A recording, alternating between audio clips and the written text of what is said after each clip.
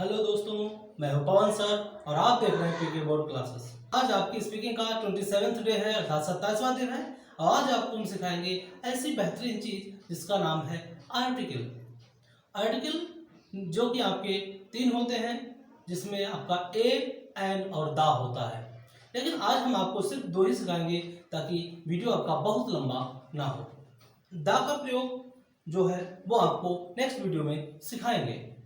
चलिए शुरू करते हैं। Use of A N. Use of A और एन दोनों का अर्थ एक होता है, ठीक है। चाहे ए आए या एन आए, दोनों का मतलब होता है एक। ये क्या होता है? एक सामान्य व्यक्ति, पशु या फिर कोई एक चीज होती है, उसके सामने हम ए या एन का प्रयोग करते हैं। आप सोच रहे होंगे कि ए माने एक होता है तो बन माने क्या होता है। देखिए, बन माने भी एक ही होता है, लेकिन बन वहां लगता है जहां पर संख्या दी जाती है।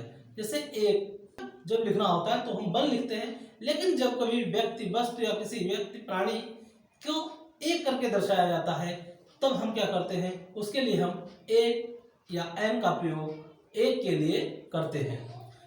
ए यानी कि जब आप सेंटेंस बनाएंगे और उसमें कोई संख्या ज्यादा नहीं दी गई है, बहुवचन नहीं दिया गया है, चाहे ए या एक आए या ना आए, ठीक है। एक उसमें हिंदी में आए या ना आए, लेकिन फिर भी हमें ए या एन जरूर लगाना पड़ेगा, ठीक है। अगर हम ऐसा नहीं करते हैं तब ये सेंटेंस हमारा गलत माना जाता है। तब जब भी हिंदी में एक आए या ना आए, लेकिन अंग्रेजी में आपको ए या एन लगाना ही लगाना पड़ेगा।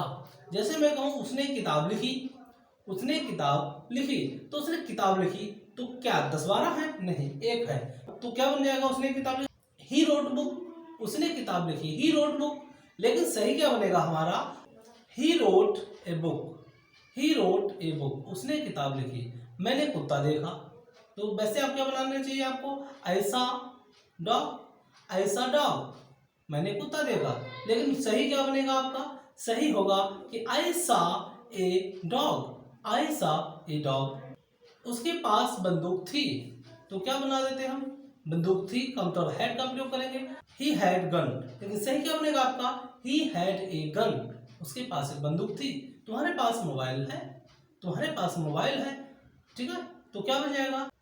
यू हैव मोबाइल, तुम्हारे पास मोबाइल है, यू हैव मोबाइल। लेकिन सही क्या बनेगा हमारा? You have a mobile, you have a mobile.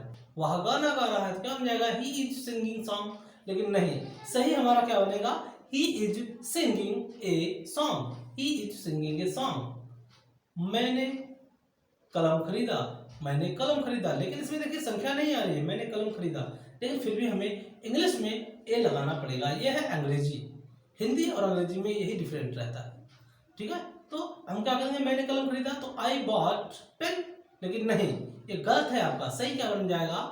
I bought a pen, I bought a pen. मैंने एक कलम खरीदा। हिंदी में भले ही ना आ रहा हो, इंग्लिश में, लेकिन इंग्लिश में आपको लिखना ही लिखना पड़ेगा।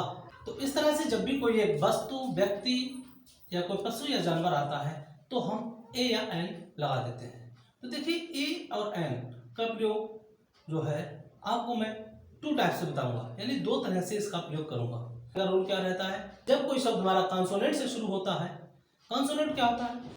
इंग्लिश के जो 26 अक्षर होते हैं वो तो आप पहले से जानते हैं। उन 26 अक्षरों में से अगर हम 5 वॉवेल्स को निकाल दें, वॉवेल्स मतलब स्वरों को, जैसे ए, ई, आई, ओ, यू, इनको निकाल दें, तो इसके अलावा जो हमारे 21 कॉन्सोनेंट्स बचते हैं उनमें हम ए लगाएंगे, ठीक है। और एन कहाँ लगाएंगे? जो बचे हुए हैं इन कॉन्सोनेंट्स को छोड़ करके जो हमारे पास वॉवेल बचते हैं, उनसे अगर कोई शब्द शुरू होता है तब हम उसके लिए एन का प्रयोग करते हैं, ठीक है। जैसे मैं कहूँ ए बॉय, तो ए बॉय में क्या आ रहा है? बी, बी मतलब क्या है हमारा? कॉन्सोनेंट, तो लगा है ए। मैं कहूँ कैट, तो कैट से पहले क्या लगेगा? ए कैट। अगर मैं कहूँ डॉग, तो डी भी हमारा कॉन्सोनेंट है, तो इससे पहले भी ये लग जाएगा। राइट कहूँ ए रैट, तो ए रैट लग जाएगा, ठीक है। मोबाइल है, चेयर है, इन सबसे पहले क्या लग जाएगा? ए। इसी तरह से आपका अगर मैं कहूँ एप्पल, तो एप्पल से पहले ए लगेगा या एन? तो देखिए, मैंने बताया आपको कि जब भी आपका कॉन्सोनेंट ना हो और वहां पर क्या हो? स्वर दिया हो, यानी कि कोई भी शब्द हमारा अगर बावल से शुरू होता है, स्वर से शुरू होता है, तो हम क्या करते हैं वहां पर एन लगाते हैं। जैसे एप्पल, एप्पल से पहले क्या लगाएंगे एन। एलिफेंट में क्या आ रहा है ई, ई हमारा क्या है बावल यानी स्वर है, तो स्वर से पहले हम एन लगा देंगे। इसी तरह से इंक पार्ट है, इंक पार्ट में आई शुरू में आ रहा है, तो ये जो आई आ रहा है तो इससे पहले हम क्या लगा देंगे एन। ऑरेंज, ऑरेंज से पहले क्या आ रहा है एन। इसी तरह से अम्ब्रेला, अम्ब्रेला में क्या आ रहा है यू, तो यू से पहले भी हम एन लगा देंगे। तो इस तरह से देखिए जब भी आपका कोई भी शब्द कॉन्सोनेंट्स यानी व्यंजन से शुरू हो तो हम ए लगाएंगे और बावल से शुरू हो तो एन लगाएंगे। ठीक है, तो जैसे कि मैंने एक उल्लू देखा, जैसे कि मैंने एक उल्लू देखा। अब देखिए यहाँ पे क्या कह रहा है वो उल्लू देखा। उल्लू की क्या होती है आउल। तो पहले तो हम इसको बनाएंगे आई सा, मैंने देखा, क्या देखा एक उल्लू, तो ओ आ रहा है, आउल की स्पेलिंग कहते हैं ओ डब्ल्यू एल आउल, तो आ रहा है ओ क्या है हमारा स्वर, तो इससे पहले क्या लग जाएगा एन। मैंने एक उल्लू देखा, मेरे पास सेब है। अब इसमें चाहे हिंदी में एक आए या ना आए, लेकिन आपको लगाना पड़ेगा मेरे पास सेब है, तो क्या बन जाएगा I have an apple. I have an apple, मेरे पास एक सेब है। जंगल में हाथी है, तो क्या बनेगा देयर इज। अब जंगल में हाथी, इसमें एक हाथी तो दिया नहीं गया, लेकिन फिर भी हमें ए लगाना पड़ेगा। जंगल में एक हाथी है, तो क्या बन जाएगा there is an elephant, there is an elephant in the forest. तरह से ये तो हो गया आपका सिंपल प्रयोग। मैंने आपको कहा था इसका दूसरा प्रयोग भी आपको बताऊंगा। देखिए क्या होता है, इसको जब मैंने आपको बताया कि ए और एन कहाँ लगता है, तो इससे तो आपको पता ही चल गया होगा कि अगर कॉन्सोनेंट देखें तो वहां पर ए लगा देंगे और बावल देखेंगे तो वहां पर एन लगा देंगे। यानी कॉन्सोनेंट देखेंगे तो ए लगेगा, बावल देखेंगे तो एन लगेगा। मगर ऐसा नहीं है, इसके अलावा भी हम इसको एक जो खास नियम होता है वो होता है साउंड का, इसकी आवाज का, इसकी ध्वनि का, यानी कि उससे हम अक्षर को पहचानेंगे, उससे हम शब्द को पहचानेंगे और उसके हिसाब से हिंदी के हिसाब से हिंदी के अनुसार उसको हम लगाएंगे। कहने का मतलब यह है कि अगर हमारा हिंदी के हिसाब से स्वर या व्यंजन आ रहा है तब हम उसको सही तरह से लगा पाएंगे। कहने का मतलब यह है हिंदी में क्या होता है आ से कहता है जो टोटल वर्णमाला होती है, उसमें क्या होता है कि जब भी आपको आ से आहा तक अगर कोई भी स्वर नजर आता है, क्योंकि आ से आ तक इसमें स्वर होते हैं, वेवल्स होते हैं, तो हम वहां पर एन लगाएंगे। यानी कि अगर आपका आ से आहा तक जो भी स्वर है हिंदी के हिसाब से अगर आता है तो वहां पर हम एन लगाएंगे, और अगर का से ज्ञा तक कोई भी हमारा व्यंजन आता है तो उसके लिए हम एन। जैसे मैं कहूं, जैसे आपको दो शब्द दे रहे हैं, इसमें एक है आपका हेन और एक है एच पी।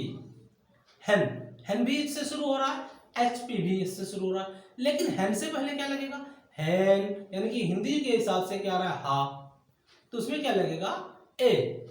और दूसरा है आपका एच पी।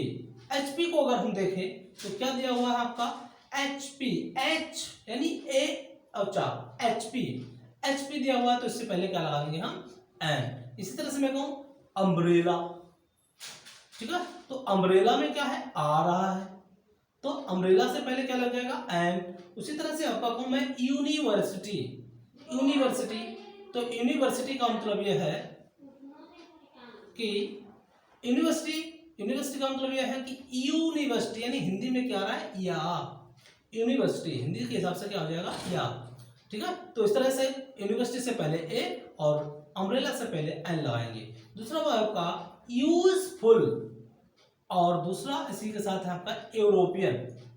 ठीक है, तो यूजफुल और यूरोपियन, तो दोनों में क्या है यूजफुल में भी आ रहा है, यूरोपियन में भी आ रहा है, तो इसमें क्या होगा दोनों के साथ क्या लग जाएगा ए।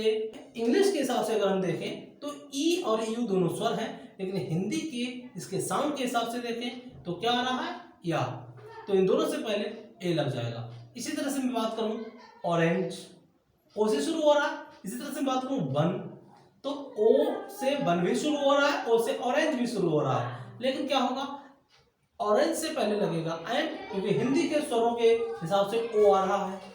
और इंग्लिश में वन में क्या है, वन में आ रहा है वाह, जो कि आपका का से ज्ञा के बीच में आ रहा है, इससे पहले लग जाएगा ए। इसी से मैं कहूँ मैन और दूसरा शब्द आपका है एमपी।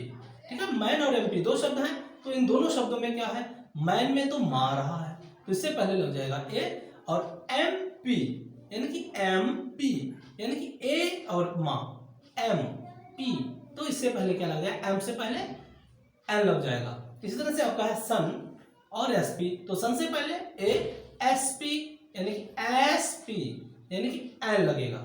इस तरह से मैं कहूँ अगला आपका है हॉर्स और ऑनेस्ट। हॉर्स और ऑनेस्ट यानी कि हॉर्स मीन्स घोड़ा होता है, ऑनेस्ट मीन्स ईमानदार होता है, लेकिन दोनों में यह चाह रहा है। लेकिन क्या होता है कभी कभी कि कुछ शब्द हमारे साइलेंट होते हैं, हॉर्स में ये साइलेंट नहीं है तो उसको पूरा हा पढ़ा जाएगा, और ऑनेस्ट में ये साइलेंट रहता है, इसमें आ जाता है आपका ऑ। ठीक है, क्या आता है ऑ, तो ऑ से पहले क्या लगेगा, एन लग जाएगा। तो सिस्टर और एसडीओ, सिस्टर और एसडीओ, सिस्टर से पहले आ जाएगा आपका ए, सिस्टर से पहले आएगा ए क्योंकि यहाँ आ रहा है सा। उसके बाद मैं करूँ एसडीओ, एसडीओ में क्या आ रहा है शुरू में ए, एसडीओ। ठीक है, तो इस तरह से हम स्वरों को पहचान करके हिंदी के हिसाब से उसको लगा देंगे। इस तरह से हम इनको अलग अलग तरह से बहुत अच्छी तरह से इनको पहचान लेते हैं कि कहाँ एन लगेगा और कहाँ हमारा ए लगेगा, कहाँ एन लगेगा और कहाँ एन लगेगा। ठीक है, तो इस तरह से पहले तो हम आपको, इसलिए मैंने आपको बताया कि इसको दो तरह से आपको बताएंगे। पहला आपका है कि जब हम कॉन्सोनेंट से पहचाने और स्वर से यानी कि उसके बावल से पहचान सकते हैं। दूसरी बात होता है कभी कभी कॉन्सोनेंट बावल अपना नियम खो देते हैं और हमें क्या होता है फिर हिंदी का सहारा लेना पड़ता है। हिंदी के स्वर और व्यंजन के हिसाब से हम ए और एन का प्रयोग करते हैं। उम्मीद है कि ये वीडियो आपको अच्छी तरह से समझ में आया होगा। तब तक के लिए धन्यवाद। आप हमारे चैनल को अपने दोस्तों को शेयर कीजिए, कमेंट कीजिए, लाइक कीजिए। Thank you.